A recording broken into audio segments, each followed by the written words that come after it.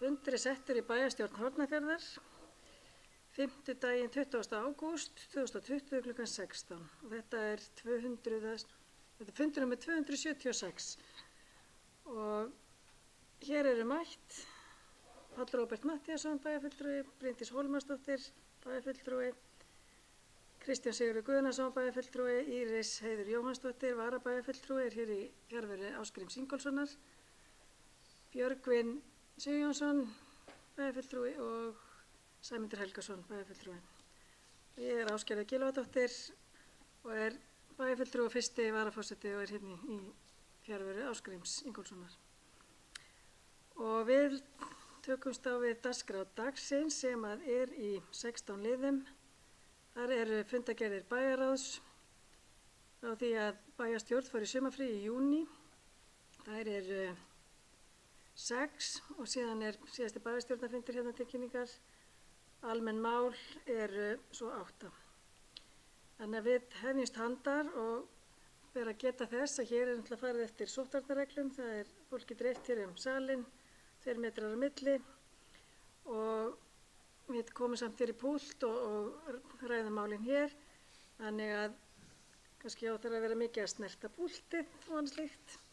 En okkur er ekki til setunar boðið. Það er fyrsta fundargerð bæjarráðs sem er númer 950 og hún er hér til kynningar og umræðu orðið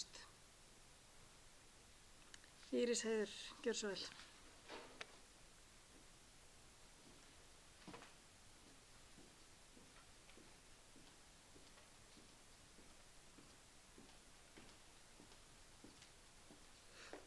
Já, fundarstjóri og góður fundarmenn. Mig langar aðeins að ræða mál 1 undir fundargerð fræðslu og tómstundanefndar. Það er húsnæði Kátakot sem umræðir.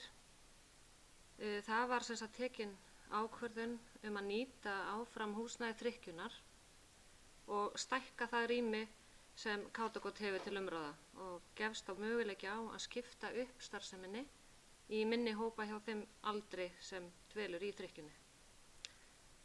Þetta þótti álitlegasti kosturinn í stað þess að bæta við bráðabirgðahúsnæði sem var kostnaðarsamt mjög. Og svo sem aðra ástæður líka sem telja þar. Já, eins og ég segi þá var þetta álitlegasti kosturinn, en auðvitað vona ég að framtíðar húsnæði fyrir lengda viðveru rísi sem allra fyrst, svo vöruhúsið fái þetta rými aftur sem var upphaflega hugsað undir annað skapandi starf sem þar fer fram. Takk. Takk fyrir þetta, Íris. Orðið laust. Sæmundur Helgason, gjör svo vel.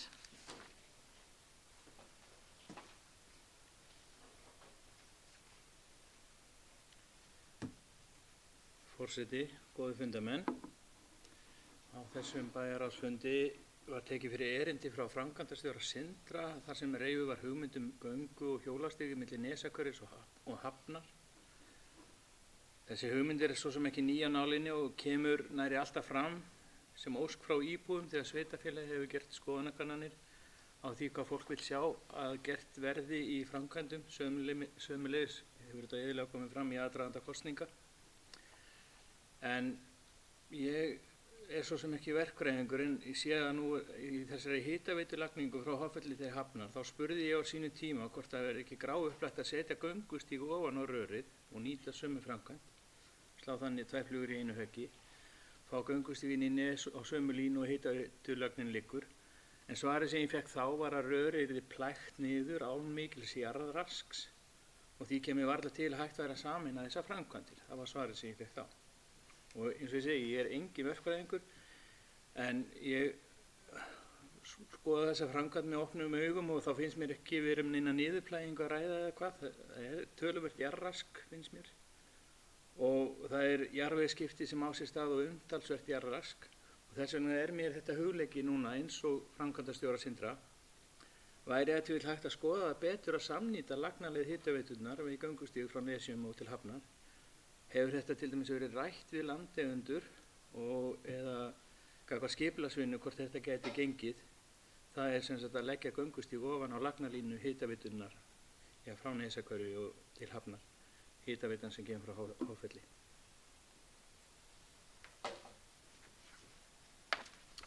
Takk fyrir þetta, Sæmundur. Orðið er laust. Íris, Heiður, gjörðu svo vel.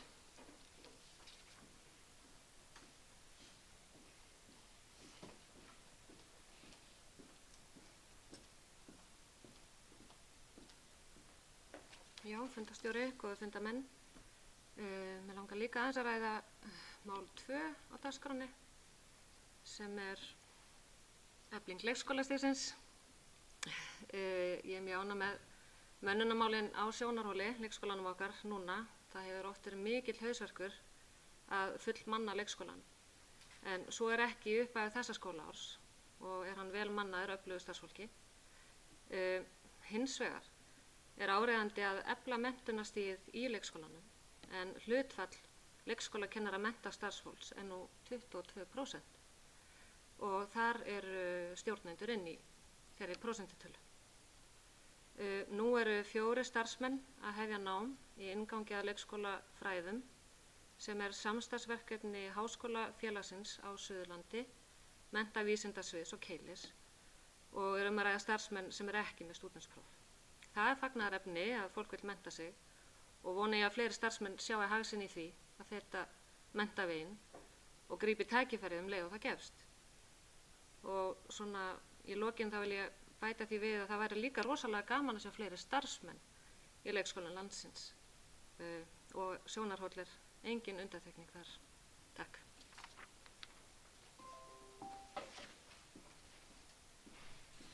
Takk fyrir þetta, Íris. Orðið er laust. Matthildur Ásmundardóttir, gjörðu svo vel, bæjarstjóri. Forseti og bæjarfulltrúar, ég vildi bara bregðast við spurningum að Sæmundar bæjarfulltrúa og varðandi þennan göngustíg ofan á hitaveiturlögn hjá Rarik og það var í rauninni, það var viðræði Rarik þegar þessar framkvæmdir voru að hefjast og aftur síðar og þeirra svör voru á þann veg að það hefði ekkert einfaldaði ekkert framkvæmt göngustígs milli Hafnar og Nesjar að leggja það ofan á þessa hitaveiturlögn vegna þess að jarðvegurinn sem að fer aftur ofan í er sá sami. Það er ekki verið að jarðveg skipta ofan á lögninni og það myndi ekkert nýtast sérstaklega í þessa framkvæmt en sjálfsögðu hefði svo sem verið hægt á að sveitarfélagið legði fram þann kostnað í að jarðvegskipta en það er auðvitað hefur aðeins verið reifað öðru hvoru hérna gegnum tíðina hversu kostnaðarsamt það er að leggja þennan göngustíg og allavega fram til þess hefur ekki verið tekin ákvörðun að fara í þá framkvæmd. Hversu miklu það hefði sparað samhliða hitaveituframkvæmdinni var ekki skoðað sérstaklega og jafnframt var ekki rætt við landeigendur. Og eins og við vitum þá hefur það heldur ekki verið gengið forfallalaust fyrir sig að fá heimild hjá landeigendum alls staðar fyrir lögninni.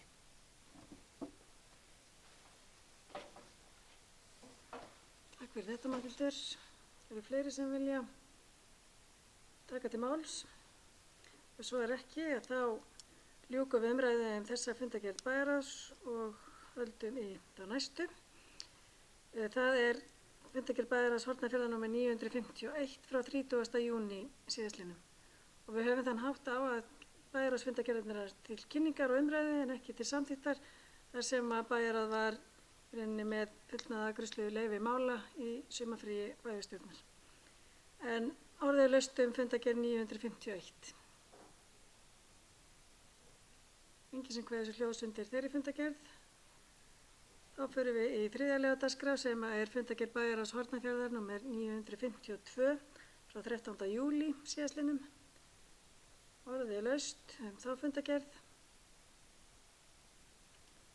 Það er enginn sem kveður sér hljóðs hana. Þá förum við í fjórða lið, það er bæjarráð Hornafjarðar fundur 953 frá 28. júlí síðastliðnum. Orðið er laust. Sæmundur Helgason, gjörðu svo vel.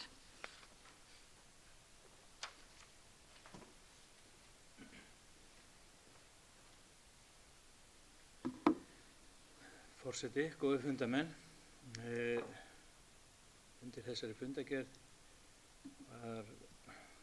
var mál sem var að vísu frestað eða afgreiðslu málsins var frestað, en það var umsögn útgáfu leyfa rekstrarleyfi að Bjarnarhóli 9 til sölu og gistingar í flokki 2, minna gistiheimili, frí gistihús GST. Og þetta var erindi frá sýslumanni, en afgreiðsla fundarins var frestað þar til Skipulagsstofnun hefur afgreitt ferðaþjónustukafla aðalskipulagssveitarfélagsins 2012 til 2030.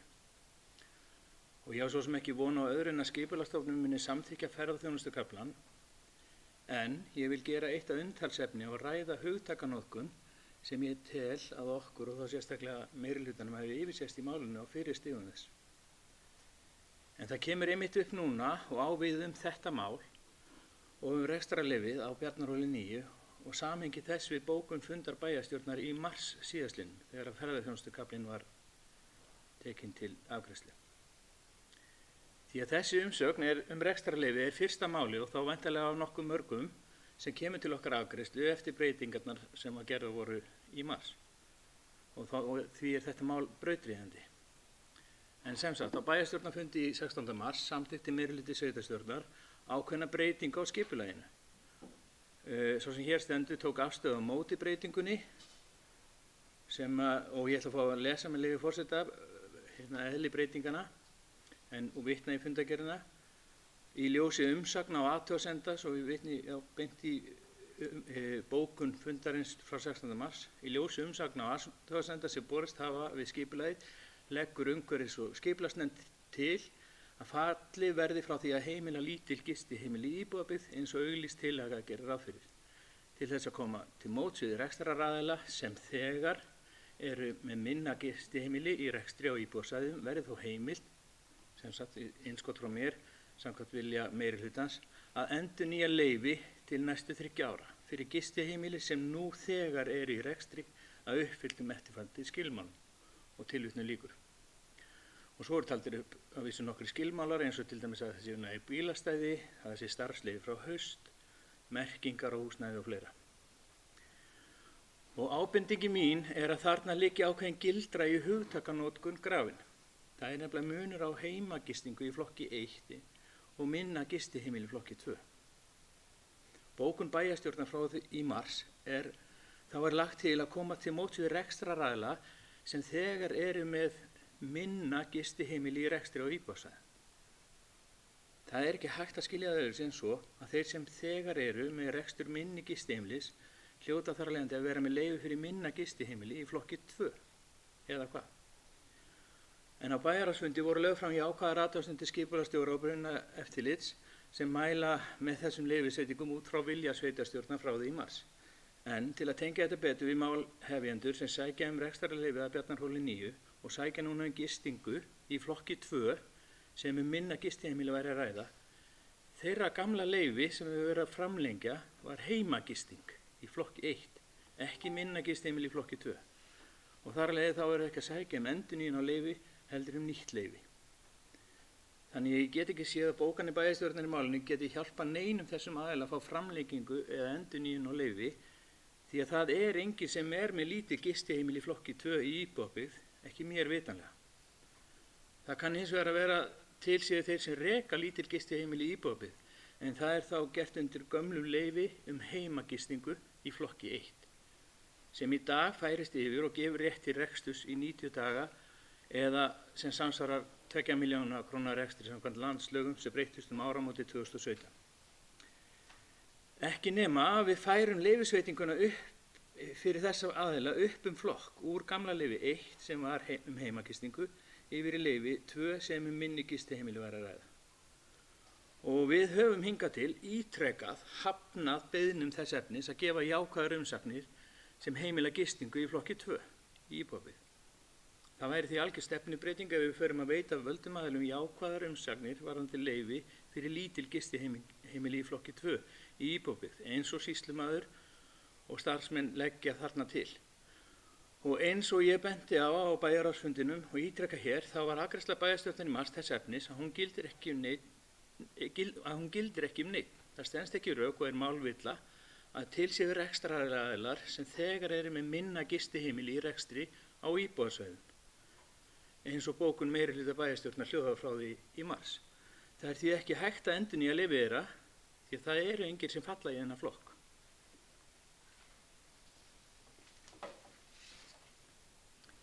Takk fyrir þetta, Sæmundur. Sara Friðriksson, Matthildur, gjörðu svo vel. Forseti, bæjarfulltrúar. Ég ætla að fá að taka til máls undir þessum lið sem Sæmundur var að ræða hér. Það er alveg rétt að það er ekki lengur til þessi flokkur, heimagisting í flokki 1 sem að hét þá fyrir þessa reglugerðarbreytingu árið 2016 og þar leiðandi varð þessi óvissa við afgreiðslu bæjarráðs á þessu máli.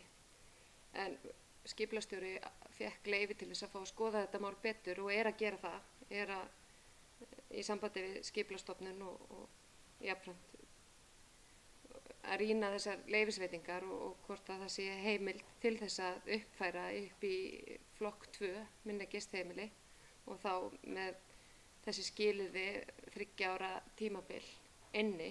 Það er heimild til þess að gefa tímabundin leyfi fyrir rekstur minni gistiheimila í flokki 2 samkvæmt upplýsingum frá sýslumanni, svo það sé sagt.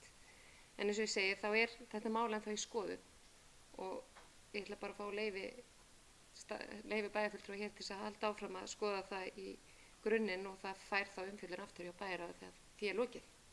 Takk fyrir. Takk fyrir þetta, Matthildur. Orðið er laust. Sæmundur, gjörðu svo vel.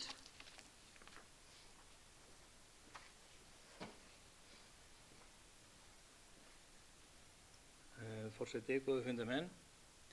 Ég ætla að fá að leiðrétta bæjarstjóra Matthildi með eitt að flokkur heimagisting, flokkur 1 er ennþá til, en hann inniber 90 dagaregluna og sem sagt 2 milljóna króna tekjumarkið.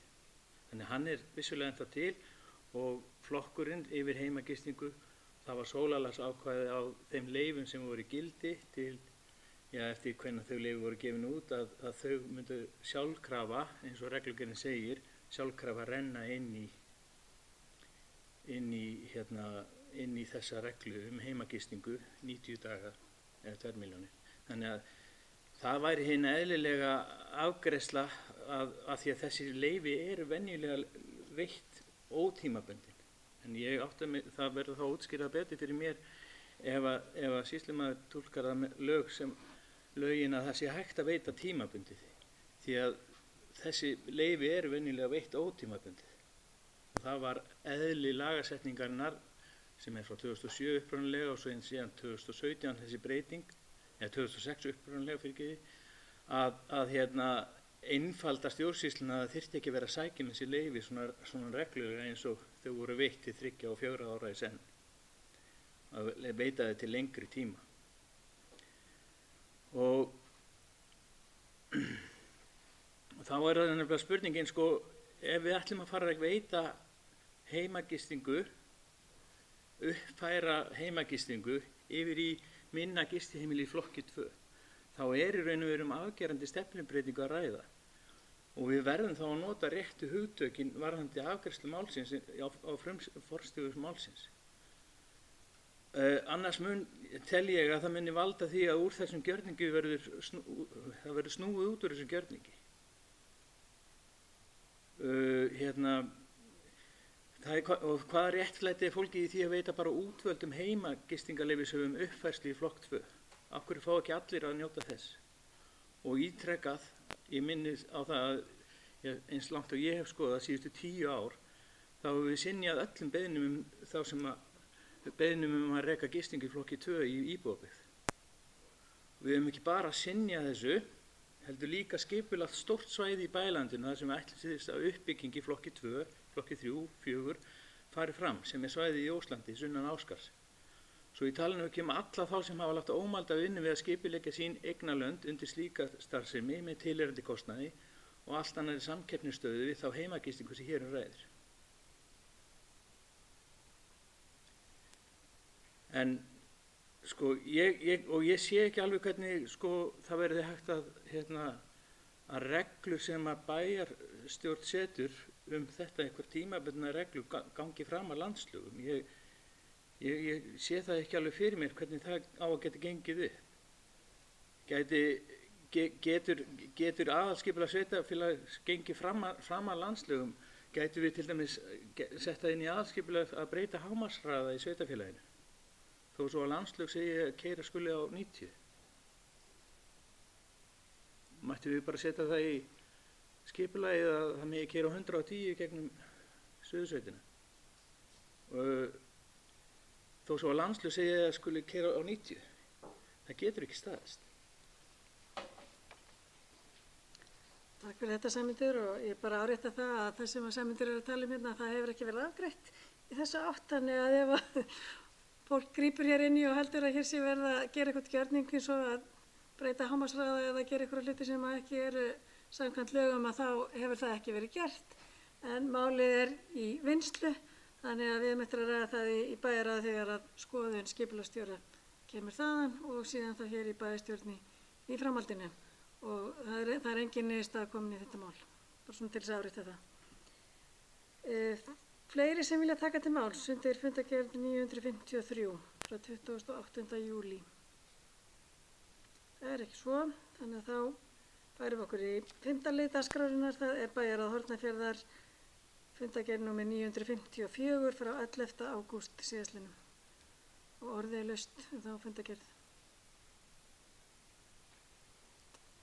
Það er enginn sem kveður svo hljóðs. Og þá færum við okkur í 7. lið, það er bæjarráð Hornafjarðar, fundargerð 955 og það er frá 8. síðastliðnum núna þriðjudaginn og orðið er laust þá fundargerð. Bryndís Hólmarsdóttir, gjörðu svo vel.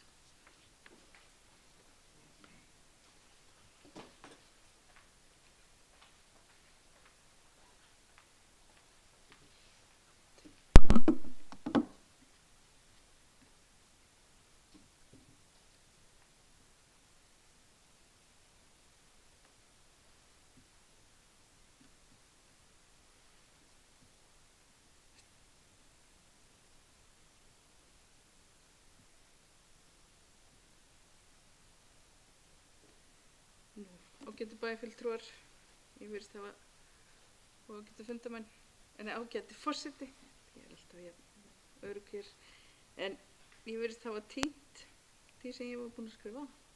En ég ætlaði að tala matarsmiðjuna, mér langaði að fá smá svör, hvað þetta gera, af því að ég sé það á minnisblaði sem að fylgir með þessum dagskrárlið 12 þessari fundargerð að matarsmiðjan er rekin eða sveitarfélagið er að greiða mikið með matarsmiðjunni og það er náttúrulega ekki ásættanlegt og ég reiknaði þetta fljótlega það mér sýnist að bara húsalegan þá er það 70% tap með að við innkomna tekjur og þá hefur við eftir að bæta við hreinsivörum, umsýslu og uppbygginguna á matarsmiðjunni. Ég sá það líka í þessu að þá að fara samningurinn er að renna út og þess vegna bara hvað að gera, er einhver stefna, ætlum við að halda áfram að greiða þetta, nú vitum við að það eru til vinnslur í sveitarfélaginu sem geta tekið við þessu verkefni og eru að sinna þessu verkefni, leigja aðstöðuna sína til fyrir fólk að útbeina kjöt og svoleiðis, bara hver er hugsun hjá okkur? Takk fyrir.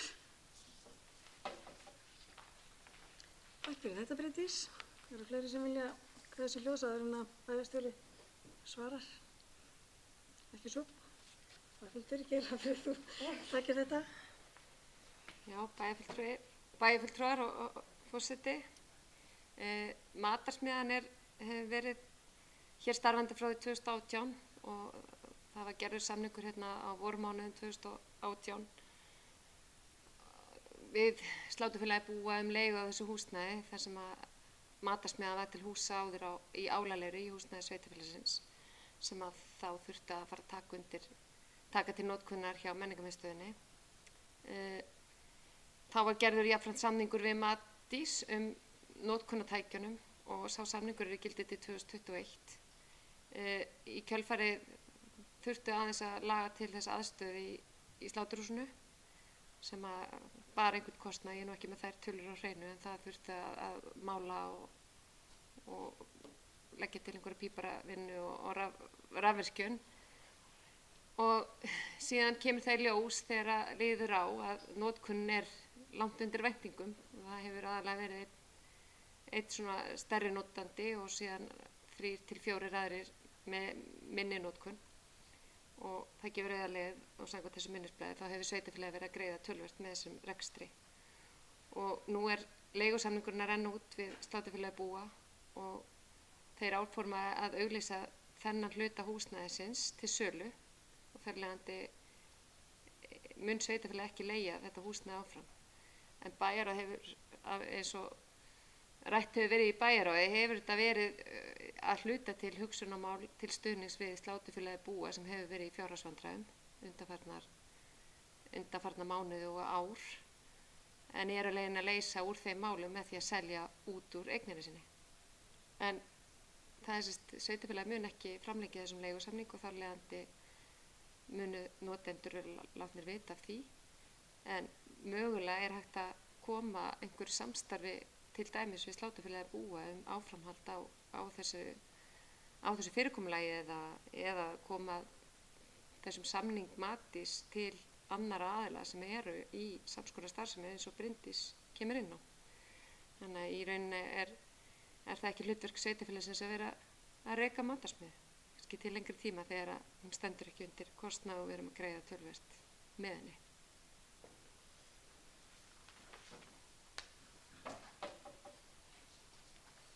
Takk fyrir þetta, Mathildur. Fleiri sem vilja taka til máls? Fundargerð 955. Ef svo er ekki, þá förum við í næsta lið. Dagskrá, það er 7. liður, það er bæjarstjórn Hornafjarðar. Það er fundargerð frá 11. júní síðastliðnum, lögð fram hér til kynningar. Hvor sem vill ræða hana? Nei, svo er ekki. Þá er það almenn mál og það er reglur félagslega heimaþjónustu. Reglur þessar eru uppfærðar með vísan til laga félagsþjónustu sveitarfélaga og laga þjónustu við fatlað fólk með langvarandi stuðningsþarfir og laga málefni aldraðra. Markmið heimaþjónustu er að efla notandann til sjálfsbjargar og sjálfræðis og gera honum kleift að búa sem lengst á eigin heimili við sem eðlilegastar aðstæður. Við framkvæmd og skipulagningu þjónustunnar skal lögð áhersla á að sníða hana þörfum notandans og virða sjálfsákvörðunar rétt hans. Þessar reglur hafa fengið umræðu og í nefndum sem þær heyri undir og eru hér til umræðu. Ykkur vill taka til máls, þetta er reglum félagslega heimaþjónustu.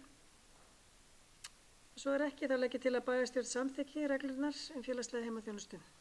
Gjörðu svo vel að gefa merki þeir sem eru sammála.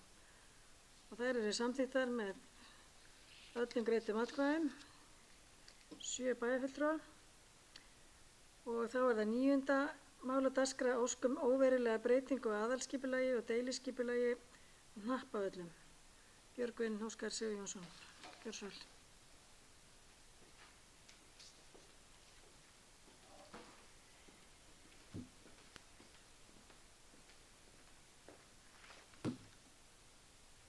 Forseti, góðir fundarmenn. Íslandshótel óska eftir óverulegri breytingu á aðalskipulagi sveitarfélagsins Hornafjarðar 2012 til 2030 í landi Hnappavalla vegna hótelbyggingar. Óskað er eftir því að heimilaður herbergjafjöldi verði færður úr 120 herbyggjum í 125 herbyggi. Skipulagsnefnd samþykkti breytinguna á fundi sínum 12. ágúst síðastliðinn. Ég legg til að bæjarstjórn samþykki tillögu að óverulegri breytingu á aðalskipulagi við Hnappavelli og vísi því í lögformlegt ferli samkvæmt 37. grein skipulagslaga númer 123 frá árinu 2010. Takk fyrir. Takk fyrir þetta, Björgvin. Og orðið er laust óskum óverulega breytingu á aðalskipulagi á Hnappavöllum. Ykkur sem vil taka til máls. Og svo er ekki, þá er hér tillaga Björgvin sem að bæjarstjórn samþykki tillöguna. Þeir sem samþykkja, gjörðu svo vel að gefa merki. og það eru allir sem samþykkja, samþykkt samhljóða. 10. mál á dagskrá er óveruleg breyting á deiliskipulagi við Hnappavelli. Björgvin, gjörðu svo vel.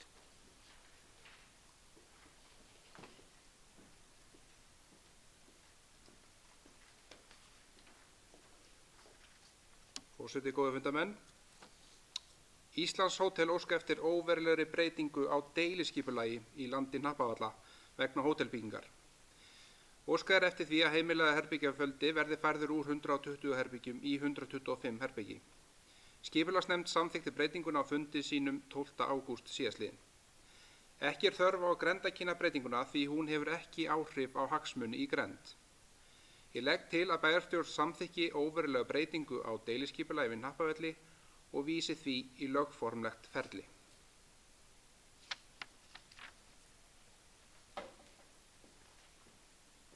Takk fyrir þetta, Björgvin. Orðið er laust þennan lið. Óveruleg breyting á deiliskipulagi við Hnappavelli. Það er enginn sem kveður svo hljóðs. Þá legg ég tillögu Björgvins fyrir fundinn. Þeir sem samþykkja, gjörðu svo vel að gefa merki. Og það er samþykkt samhljóða. 11. mál á dagskrá er aðalskipulagsbreyting náma í Skinney. Björgvin Óskar, gjörðu svo vel.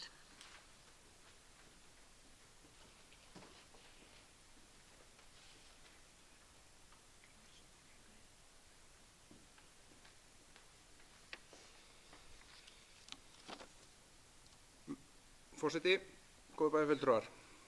Vegna vinnu við sjóvarnargarða var unnin aðalskipulagsbreyting þar sem náman í Skinney var stækkuð úr 10.000 rúmmetrum í 30.000 rúmmetra. Ljóst er að það efni er ekki nægilegt fyrir varnargarðana og því æskilegt að auka enn frekar við efnismagnið sem tekið er úr náminni. Stærð námunnar verður áfram innan við 3 hektarar en óskað er eftir heimild til að vinna óverulega breytingu á aðalskipulagi og auka efnismagn í 49.000 rúmmetra og eiga þá möguleika á að nýta námuna til minni háttar viðhaldsvinnu við garðana á næstu árum. Aðalskipulagsbreytingin felur í sér óverulega breytingu á landnotkun og sé ekki líkleg til að hafa mikil áhrif á einstaka aðila eða hafa áhrif á stór svæði. Aukning á efnistöku fellur undir flokk C í lið 2.04 í fyrsta viðauka laga mat á umhverfisáhrifum nr. 106 frá árinu 2000. Samkvæmt viðmiðun í öðrum viðauka sömu laga eðli, umfang og staðsetningu framkvæmdarinnar er framkvæmdin ekki líkleg til að hafa í för með sér umtalsverð umhverfisáhrif og er því ekki háð mati á umhverfisáhrifum. Ég legg til að bæjarstjórn samþykki óverulega breytingu aðalskipulagi vegna námu í Skinney og vísi því í lögformlegt ferli. Það verið.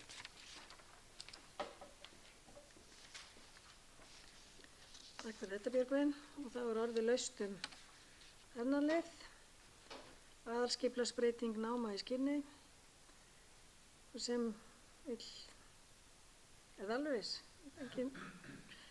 Þá er það spurning hvort við samþykkjum þessa breytingu og ég bið þá sem að samþykkja að gefa merki. Það er samþykkt samhljóða. 12. liður á dagskrá er deiliskipulag miðsvæði Hafnar. Björgvin, gjörðu svo vel.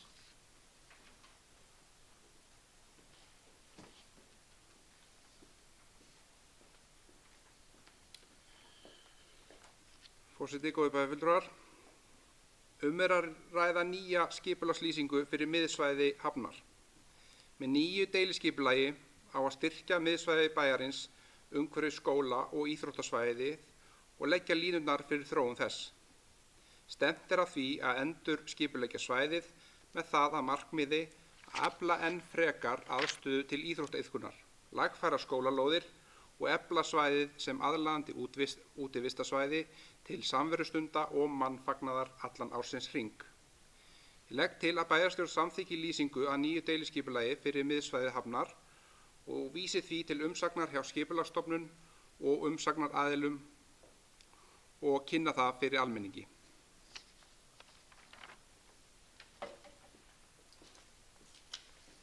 Takk fyrir þetta, Björgvin. Orðið er laust. 12. lið, deiliskipulag miðsvæði Hafnar. Sæmundur Helgason, gjörðu svo vel.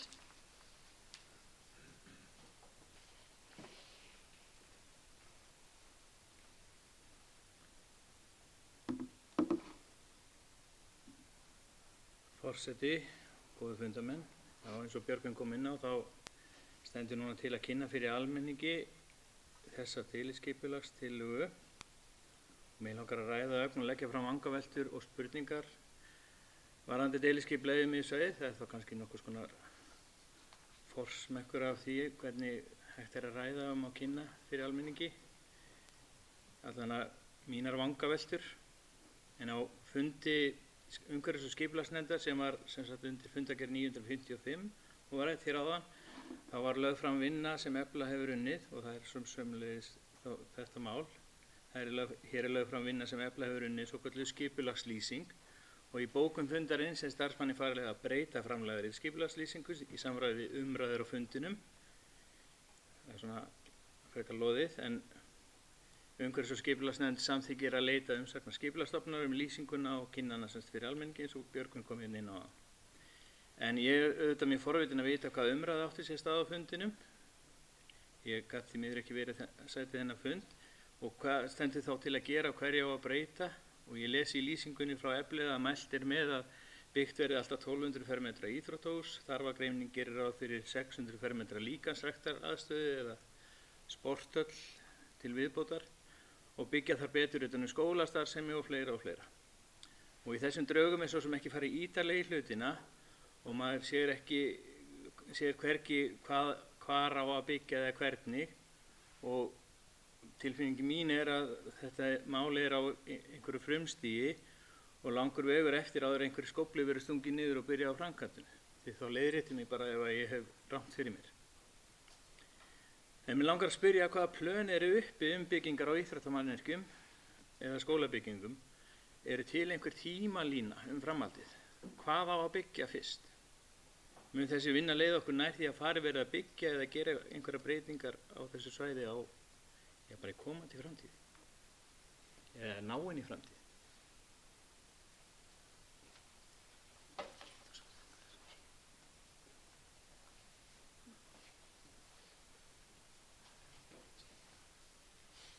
Já, þakka fyrir Sæmundur.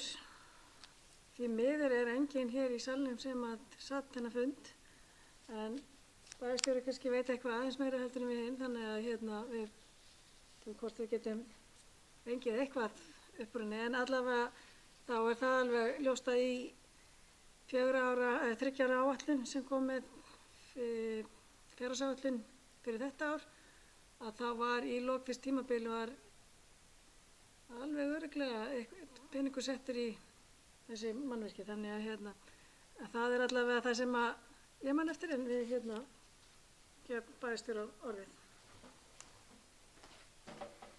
Já, forseti, þá getur bæjarfulltrúar. Ég get reyndar ekki tjáð mig hvað fór fram nákvæmlega á þessum fundi, en það var tækifæri til þess að spyrja betur út í það í bæjarráði þegar skipulagsfulltrúi satt fundinn. En stefnan er að taka upp þetta deiliskipulag og þetta er lýsing, þetta er ekki drög að deiliskipulagi, bara svo það sé áréttað, og þetta er algjörlega á frumstigi eins og Sæmundur spyr og nú liggur fyrir að fá samtal við íbúana, þess vegna viljum við auglýsa þessa lýsingu til þess að ná góðu samtali við íbúana núna þessu frumstigi málsins. En stefnan er jú og kemur fram í fjárhagsáætlun sem samþykkt var fyrir árið 2020 að stefna meirihlutans er að byggja íþróttamannvirki og hefja hönnun á því mannvirki nú undir lok kjörtímabilsins. Það má lesa í fjárhagsáætluninni, 3 ára áætluninni. Síðan hefur verið til umræðu núna ítrekað í fræðslu- og tómstundanefnd framtíðarskipulag skólamála og þar var tekin afgerandi ákvörðun það að framtíðarskipulag skóla er á þann veg að vera með 1 skólahúsnæði og byggja það við Heppuskóla. Þetta deiliskipulag mun taka tillit til þess og eins staðsetningu í íþróttahúsi, og sömuleiðis hefur auðvitað verið til umræðu þessi uppbygging á svokallari sporthöll eða líkamsræktaraðstöðu, sem við köllum það bara það, og í þessu deiliskipulagi viljum við kortleggja hvar það á að vera og þessi starfshópur sem starfaði og skilaði skipulagsforsögn fyrir málið leggur til að það verði við endan á sundlauginni. Þannig að þetta allt mál sem að koma til með að falla inn í þessa skipulagsvinnu. Þannig ég veit ekki hvort að það næra að svara þessum fyrirspurnum sem Sæmundur hefur, en ég held að þetta sé nokkuð með það. Takk fyrir þetta, Matthildur. Það má geta þess að það er nú þegar farið að berast hugmyndir frá 2 ungum drengjum, 9 ára gamli drengi sem að sendu bæjarráði erindi það að það þurfti að laga hans til í kringum hjólarampinn og svoleiðis, og það akkurat á þessu svæði, þannig að því erindi var beint inn í þessa vinnu og bara ánægilegt að hún að fara af stað, þannig að og vonandi verða margir sem að koma til með að taka þátt í umræðinni lýsinguna. En orðið laust. Björgvin Óskar, gjörðu svo vel.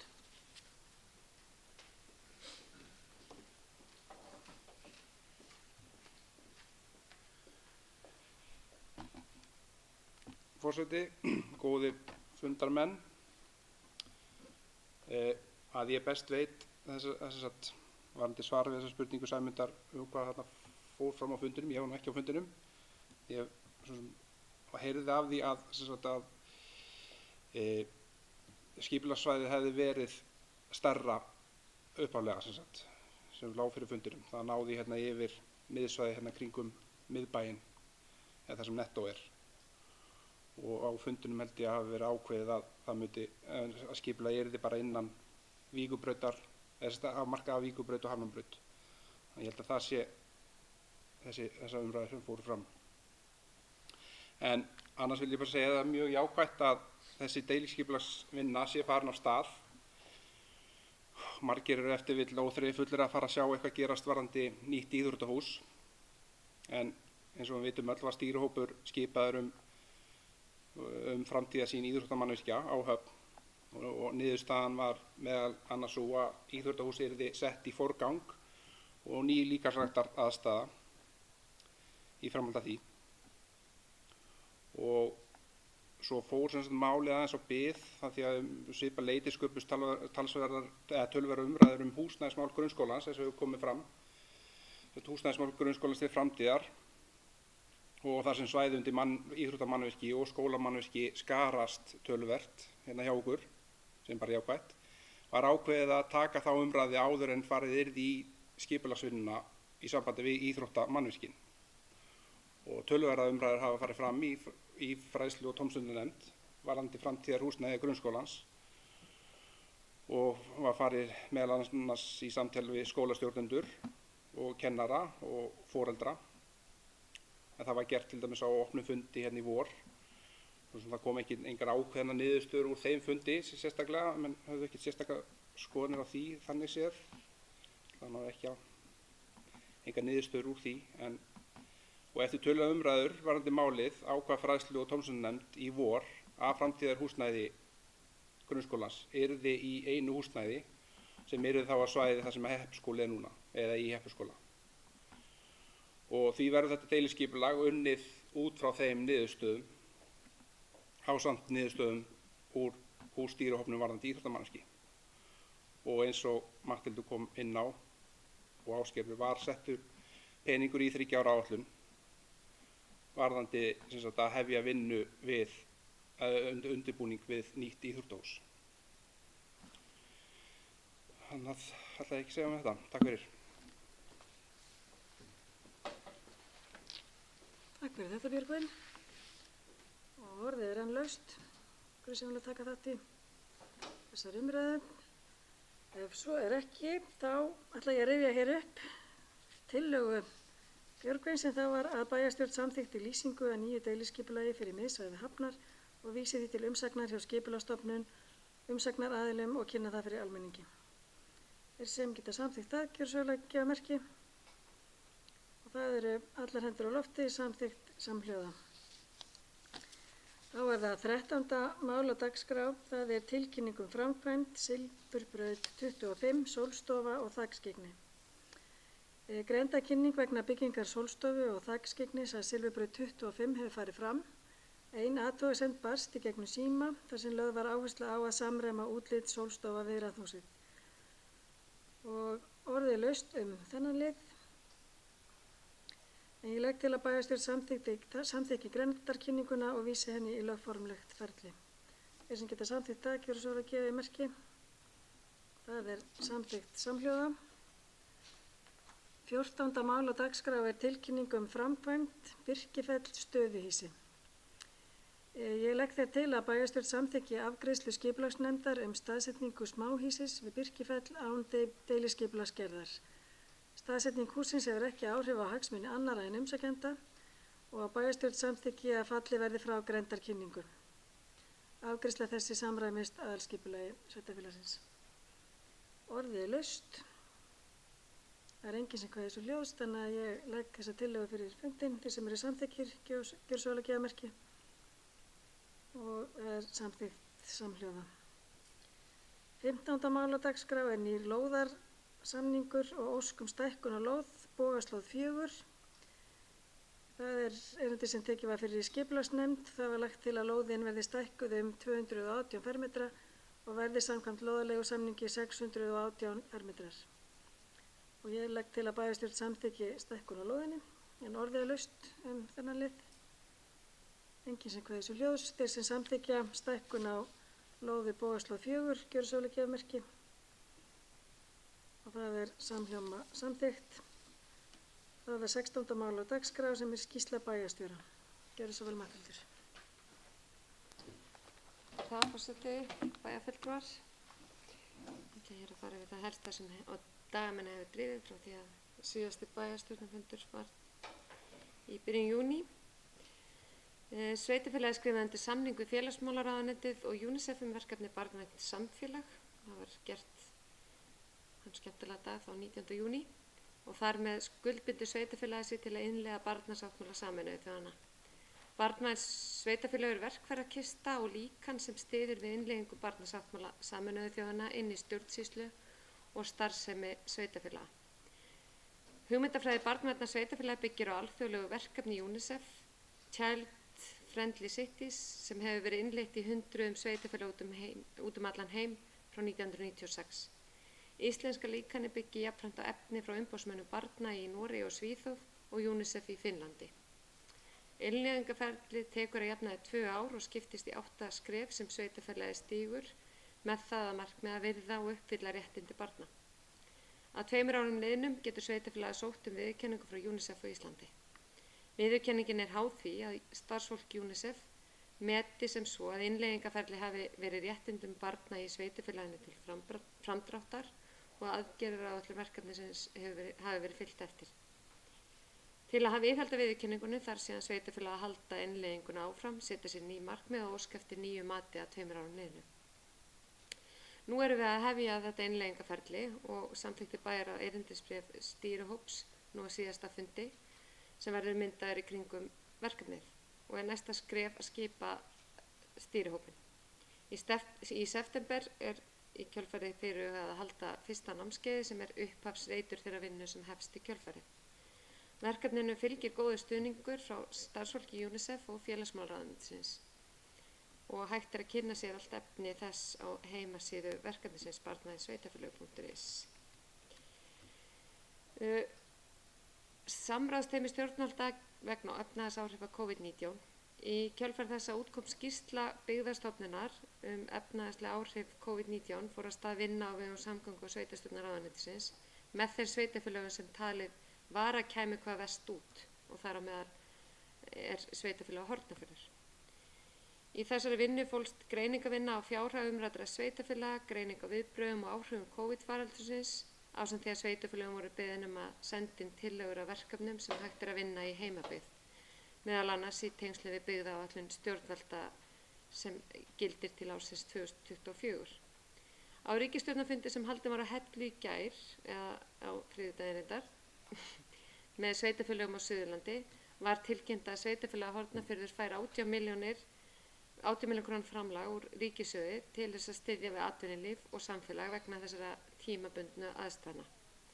Og jafnframt var birt skýrsla einkennandi þætti lýðfræðilega þróunar atvinnulífs og hana má lesa á stjórnarráðsvefnum og er tengill inn á skýrsluna hér undir þessari skýrsluminni.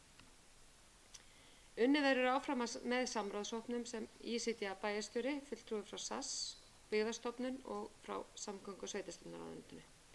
Þetta voru ánægjulegar fréttir og vonandi leiðir þessi vinna til þess að störfum muni fjölga hér á næstu misserum, meðal annars á vegum hins opinbera. Samhliða mun sveitarfélag óska eftir samvinnu við stofnanir og fyrirtæki frekari nýsköpun og fjölgun atvinnutækifæra í sveitarfélaginu. Hjúkrunarheimilið hefur verið ítrekkað til umræðu á ýmsum vettvöngum á síðustu mánuðum, en á síðasta fundi bæjarstjórnar fyrir sumarfrí var tekin ákvörðun að segja upp samningi rekstur hjúkrunarheimilisins Skjólgarðs við Sjúkratryggingar Íslands.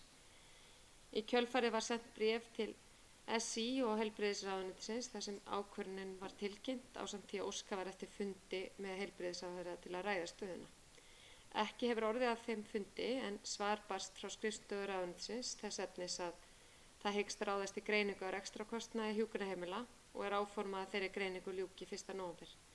Og ég bendi hér á frétt þess efnis hér. Jafnframt var tilkynnt í fjölmiðlum í gær að öldrunarheimila Akureyrar verða færð til Heilbrigðisstofnunar Norðurlands næstu áramót og þar hefur reksturinn verið í höndum sveitarfélagsins árabil líkt og hér á Hornafirði. En sveitarfélag á Hornafirði er samningsbundið SÍ til 1. febrúar 2021. Þetta eru athyglisverðar fréttir. Stjórnendur og starfsfólk Skjólgarðs hefur unnið hörðum höndum að því að hagræða í rekstrinum, meðal annars með breytingum á opnunartíma mötuneyti, breytti skipulagi hvað varðar mönnun á deildum, endurskoðað innkaup og fleira. Reksturinn er enn mjög þungur en vonandi skila hagræðingar aðgerðirnar árangri þegar líða fyrir árið. Íbúar eru orðnir óþreyjufullir að sjá nýtt hjúkrunarheimili rísa og má lesa það á samfélagsmiðlum reglubundið og það er svo sem ekki furða. Einhver bið er á útboði verði auglýst. Hönnun er þó að fullu lokið og er unnið að gera kostnaðaráætlun og útboðsgagna. Vonandi skýrast þau mál á næstu dögum og vikum og það styttist í að fyrsta skóflustunga verði tekin og við skulum vona að það verði á þessu ári. En það er Framkvæmdasýsla ríkisins sem að stýrir verkinu. Aðeins Vatnajökulsþjóðgarð, svæðisráð Suðursvæðis Vatnajökulsþjóðgarðs hefur verið í fríi frá því í júní en stjórn hefur verið hist í tvígang og er það í fyrsta skipti sem fólk hittist í eigin persónu. Funda var í Hrauney með fyrra skipti og í Ásbyrgi seinna skiptið. Og í fundarskipulagi hjá stjórn þjóðgarðsins eru skipulagir 4 fundur á ári sem eru í rauninni í persónu og eru þeir á hverju svæði fyrir sig. En það eru mikilvægi fundi til að stjórn kynnist betur heildarstarfsemi þjóðgarðsins. Mikið hefur verið að gera í sumar, heimsóknir í Skaftafell hafa verið framar væntingum og jafnframt í Ásbyrgi og Jökulsárlón hefur verið töluvert fólk eftir ansi skrýtna tíma í vor þegar við sáum ekki nema einstaka bíla þar. Nú er unnið að því að innleiða atvinnustefnu í starfsemi þjóðgarðsins en auglýst hefur verið eftir umsóknum fyrirtækja sem starfrækja ferðir innan þjóðgarðs á Suðursvæði.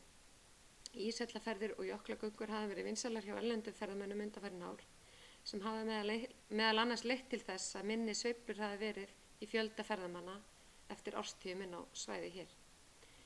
Eftirlit eða stýring hefur hins vegar ekki verið til staðar og aðgengi að ísjallum verið misgott.